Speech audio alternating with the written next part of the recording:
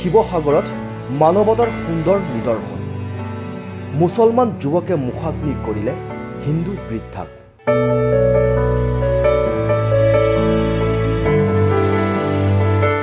60 বছৰীয়া চাম্বাৰী বৃদ্ধাক মুখাগ্নি কৰিলে নাছেৰে অভিভাৱকহীন বৃদ্ধাগৰাকীক পদপথত প্ৰত্যক্ষ কৰিছিল আৰক্ষীয়ে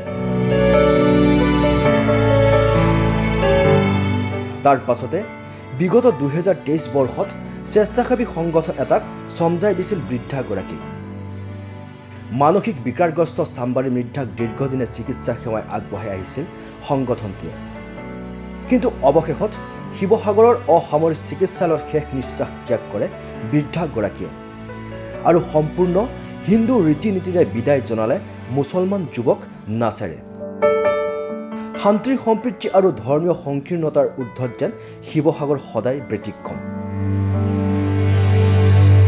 তাৰে এক সুন্দৰ নিদৰ্শন দেখিবলৈ পোৱা গ'ল শিৱসাগৰৰ শান্তিবন শ্মশানত নাছেৰ নামৰ এজন মুছলমান যুৱকে সম্পূৰ্ণ হিন্দু ধৰ্মৰ ৰীতি নীতিৰে এগৰাকী হিন্দু বৃদ্ধা মহিলাক শেষ বিদায় জনালে শিৱসাগৰৰ শান্তিবন শ্মশানত যেহেতু চাওক আমি মানুহ হিচাপে যে জীয়াই আছোঁ আমাৰ কৰ্মও সেই ধৰণৰে হ'ব লাগিব মানুহৰ প্ৰতি মৰম ভাৱ সেইটো থাকিব লাগিব আৰু আমি আমাৰ কৰ্মৰ মাজেৰে সেইটো যিমান পাৰোঁ আমি কৰি যাবলৈ চেষ্টা কৰিছোঁ আজি যিগৰাকী বৃদ্ধা আজি মৃত্যু হ'ল তেখেতক প্ৰায় 2023ত শিমলুগুৰি আৰক্ষীয়ে আমাক চমজাইছিলে যিহেতু মানসিকভাৱে তেওঁ অসুস্থ আছিলে আৰু কোনো ঘৰ বাৰী নাছিলে তেখেতৰ ৰাস্তা পদপথত ঘূৰি ফুৰা তো আমাৰ তাতে ৰাখিলে তেওঁ শাৰীৰিকভাৱেও যথেষ্ট মানে অসুখী আছিলে এইধৰণে আমি তেওঁৰ লগত মানে তেওঁক শুশ্ৰূষা কৰি আমি ইমান দিন ৰাখিছিলোঁ আৰু মাজে সময়ে আমি জয়সাগৰ অসামৰিক চিকিৎসালয়তো চিকিৎসাধীন কৰাইছিলোঁ আজি 4 দিন পূৰ্বে তেওঁৰ অৱস্থা মানে শাৰীৰিক অৱস্থা খুব বেয়া হোৱাত আমি আপোনাৰ জয়সাগৰ অসামৰিক চিকিৎসা তাতে চিকিৎসাধীন কৰাওঁ আৰু পুৱা আজি গম পালোঁ মোক ফোনযোগে জনালে আমি মানুহ হিচাপে তেওঁৰ যিটো ধৰ্ম বৈদিক হিন্দু নীতি নিয়ম মতে আমি তেওঁক শেষ শ্ৰদ্ধাঞ্জলি জনাইছোঁ আৰু মুখাগ্নি কৰিছোঁ নাছেৰ নামৰ যুৱকজন হিউমেন ৱেলফেয়াৰ ছ'চাইটিৰ নামৰ স্বেচ্ছাসেৱী সংগঠন এটাৰ সঞ্চালক আনহাতে চাম্বাৰী বৃদ্ধা নামৰ বৃদ্ধাগৰাকীৰ পদপথত অভিভাৱকহীন হিচাপে আছিল তাৰ পাছতে শিমলুগুৰি আৰক্ষীয়ে মানসিক বিকাৰগ্ৰস্ত মহিলাগৰাকীক 2023 বৰ্ষতে সমজাই দিছিল স্বেচ্ছাসেৱী সংগঠনটোত থকাৰ সময়তে বাৰ্ধক্যজনিত কাৰণত শিৱসাগৰৰ অসামৰিক চিকিৎসালয়ত চিকিৎসাৰ বাবে ভৰ্তি কৰোৱা হয় যদিও অৱশেষত চিকিৎসালয়খনতে শেষ নিশ্বাস ত্যাগ কৰে বৃদ্ধাগৰাকীয়ে আৰু বৃদ্ধাগৰাকীৰ শোকাবহ ঘটনাৰ পিছতেই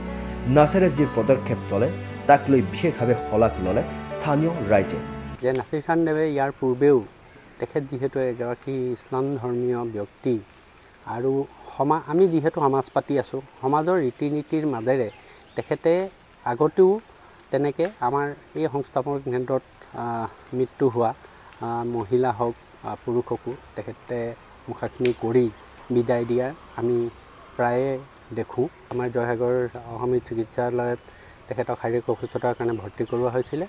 আৰু আজি পুৱা তেখেত এই সংসাৰ এৰি আমাৰ পৰা মেলানি মাগে আৰু নাছিৰ খান দেৱৰ ফোন অহাৰ লগে লগে যিহেতু তেখেত এগৰাকী হিন্দু মহিলা আছিলে আমি আমাৰ হিন্দু ৰীতি নীতিৰে আজি আমি তেখেতক অন্তিম বিদায় দিয়া হৈছে নাজিৰাস্থিত জ্যোতিগৃহৰ মানসিক ৰোগী চাম্বাৰী বৃদ্ধাৰ ওপৰত এতিয়া